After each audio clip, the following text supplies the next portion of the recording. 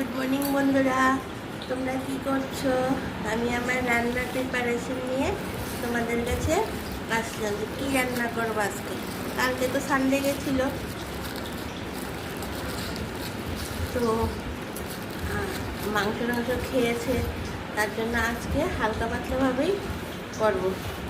এই দেখো মাছগুলো, এই দেখো এখানে তেলাপিয়া মাছ আছে, মাছটাকে দেখাচ্ছি।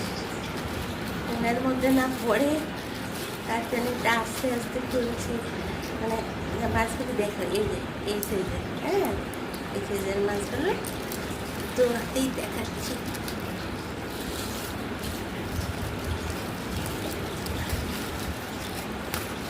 এই দেখো আপনারটা মাছ আছে, বলতে গেলে আবার ফোনের মধ্যে পড়বে, জলটা বাজার থেকে আমার কেটে টেটে নিয়ে আসে।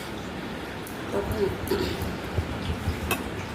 এই মাছগুলিকে আমি একদম পেঁয়াজ দিয়ে, পেঁয়াজ পেস্ট দিয়ে, ধনেপাতা দিয়ে একটু মাখো মাখো করে রান্না করবো, সেটা আমি তোমাদেরকে দেখাবো।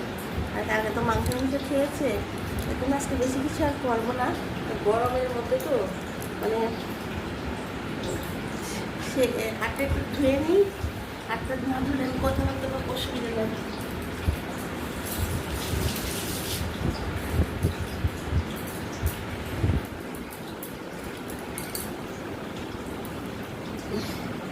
তো এই তেলাপিয়া মাছটা আমি একটু মাখমাখো করে ধনেপাতা দিয়ে করব, আর এটা ডাল করব।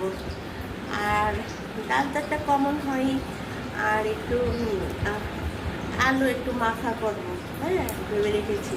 আর এই পোস্তটা দিয়ে, এটা ভেন্ডিগুলি নাহলে নষ্ট হয়ে যাবে, অনেকগুলি ভেন্ডি আছে, ভেন্ডি একটু পোস্ত দিয়ে করব, ভেন্ডি পোস্ত দিয়ে করব, আলু মাখা করবো, ডাল করবো, আর এই মাছের ঝোলটা করবো। আর দই আমার একটা কমন সবসময় ঘরে থাকে, আর আর কিছু করলেও আমার ঘরে আর খাবে না, হ্যাঁ সেই।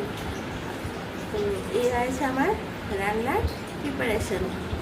তো এগুলি বের করে রেখেছি, এগুলো এখন ধুয়ে টুয়ে ভালো করে, আমার ডাল সেদ্ধ হয়ে গেছে, আর এগুলি এখন ধুয়ে টুয়ে করবো, আর এগুলি পোস্ত দিয়ে করবো।